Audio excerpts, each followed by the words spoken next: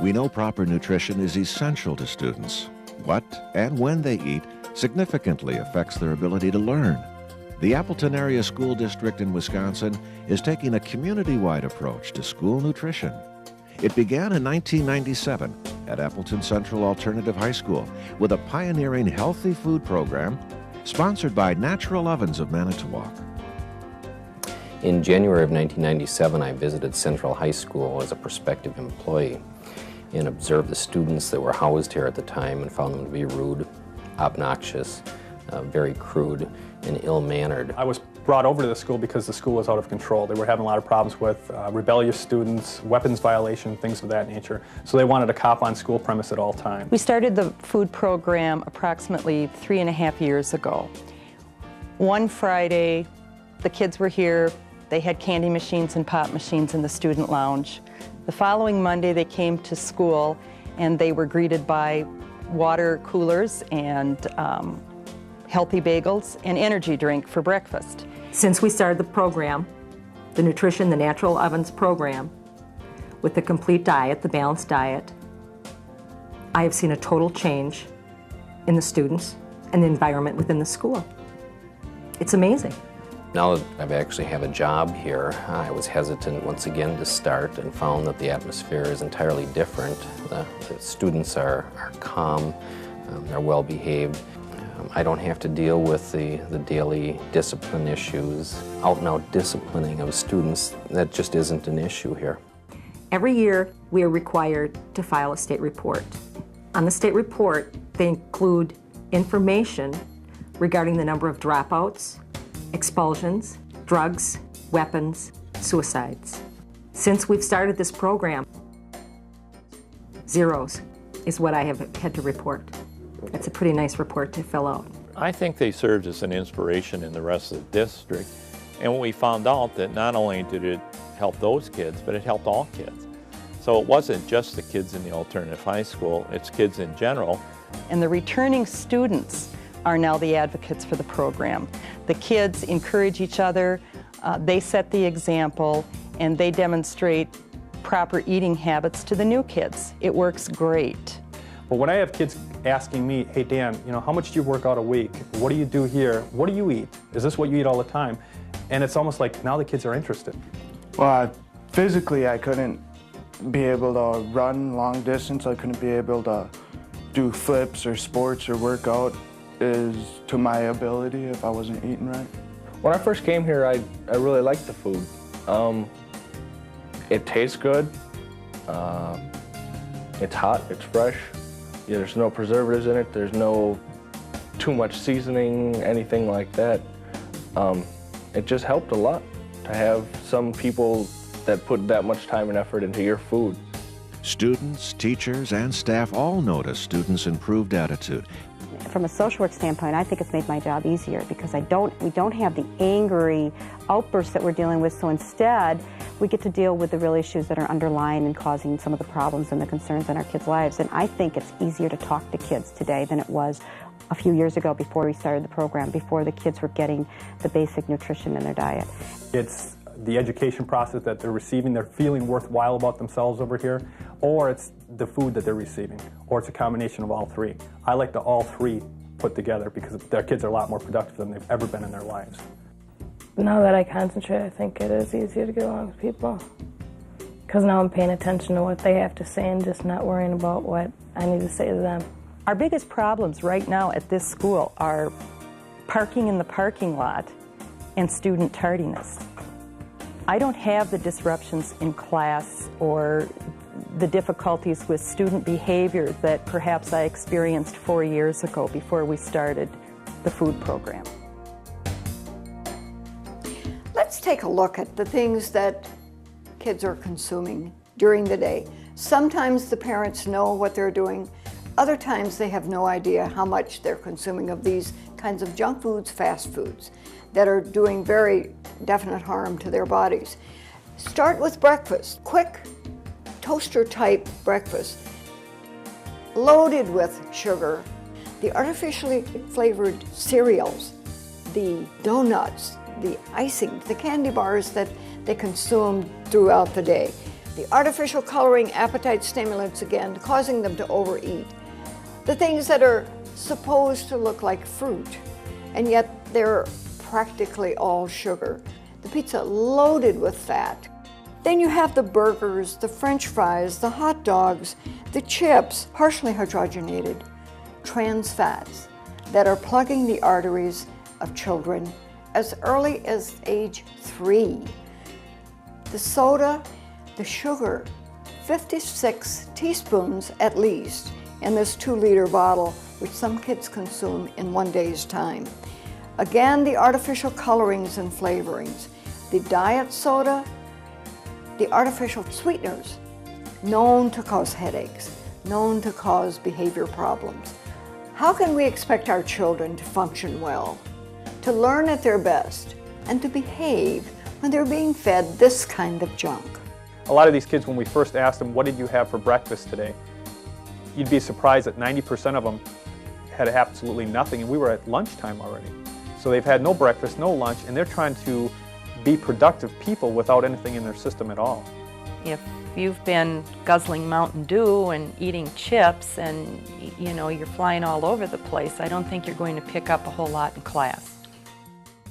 Healthy food has had more of an impact than we thought. We believed that it would help settle the kids down, which it has done, but I think we were surprised the impact it's had on academic learning. Good, healthy food that helps you function pretty much. If you're going for a big test, you want to eat right. Let's take a look at the kinds of foods children should be eating, the fresh whole grain foods, to start the morning, to get that energy going so that they feel good and they're alert throughout the day. Whole grain cereals, nice good proteins, fresh fruit, the whole grain breads, whole grain muffins, bagels, great granola bars, the wonderful omega-3 that gets the brain going for the whole day, keeps sustained energy. For lunch, let's keep them going with the fresh whole foods. The salads, the wonderful combinations of the leafy greens, the vegetables, the good soups that make them feel so good. See the vibrance, the liveness of the foods, the juice, real 100% juice, the real thing, water, at least 8 glasses of water a day to keep the brain functioning. If the brain is made of 85% water and it's down 2%, the kids can't think, they can't respond properly. Add to this the exercise, and you have a bright, lively, energetic, well-behaved child. We all know that children can only perform their best, learn their best, and behave their best when they're well-nourished. These are the kinds of foods your child should be consuming. Personally, I think I've been able to demand more academically from my students over the last few years than I could when we first opened the school without the nutrition program. I use all of the minutes in the class period for instruction. At Appleton Central, they led the way on more water, healthier food, healthier eating, and then when we put the Johnston Elementary School, where there was better eating coupled with exercise, we pretty much approached it from the oldest students and the youngest. Education for Healthy Kids was born out of a concern for the smoking tobacco and those type of issues, and so they said if we started early in kindergarten 1, 2, could we make a difference and a change in some of the behaviors for the students. Then the nutrition committee was formed for the district. All the facts and information, we wanted to make sure that when we developed a district-wide nutrition policy, that it was based on sound principles, that it was based on practices, that it was based on research. We also incorporate into the classrooms information on wellness, information on nutrition, those types of things, so they are blended right into the core curriculums. They love doing lessons like this. They love comparing the cereals that they eat. I have a daughter, Courtney, who's in kindergarten here. It's a partnership with the school. And you reinforce these habits at home, they're being reinforced at school. And your child is starting from a very early age, learning the impacts of this is what it takes to be a healthy kid. We saw our fitness scores skyrocket. Most of our kids, even to this day, are well above the 85th percentile in physical fitness scores, which is exceptional. And the enthusiasm that the Appleton Alternative High School staff has for healthier eating enabled us to convince the middle school, with the elementary students from Johnston going to Madison, that your kids are going to be more alert and your teaching job is going to be a lot easier.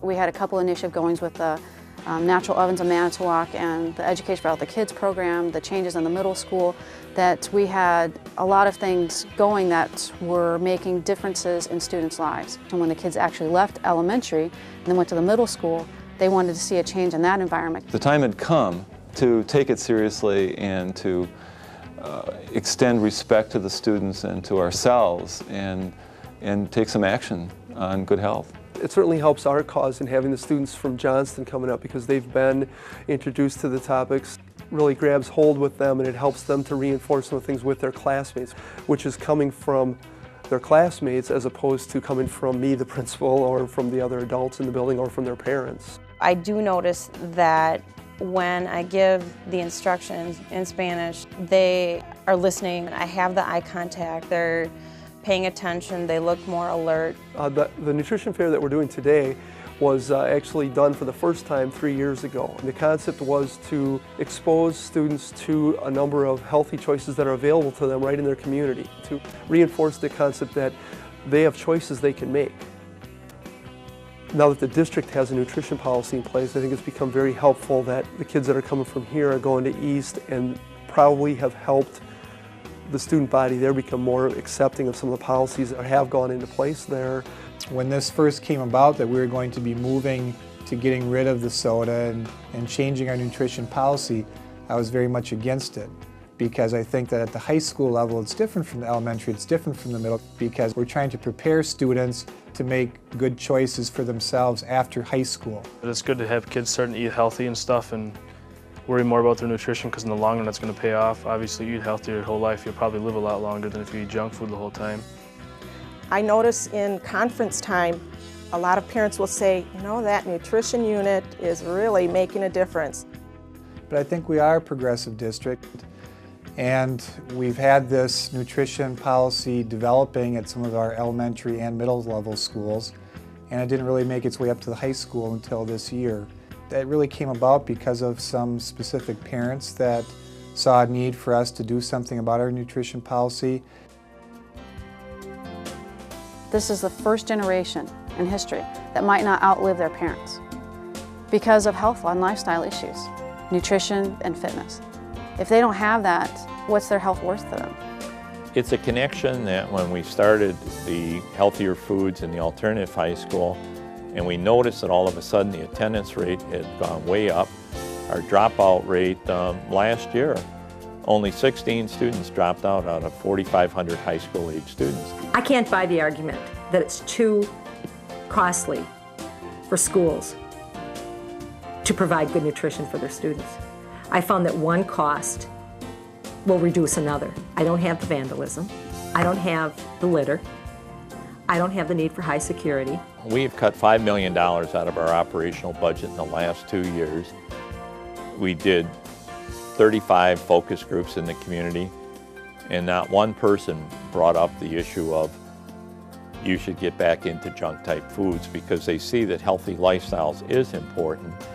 I believe in 3 or 4 years every school in the country will be into a nutrition program, because the more schools that are going in that direction, they're seeing it does make a difference. The parents are happy that we care that much about their children. We've got to stop using our most precious commodity, our kids, to make extra money.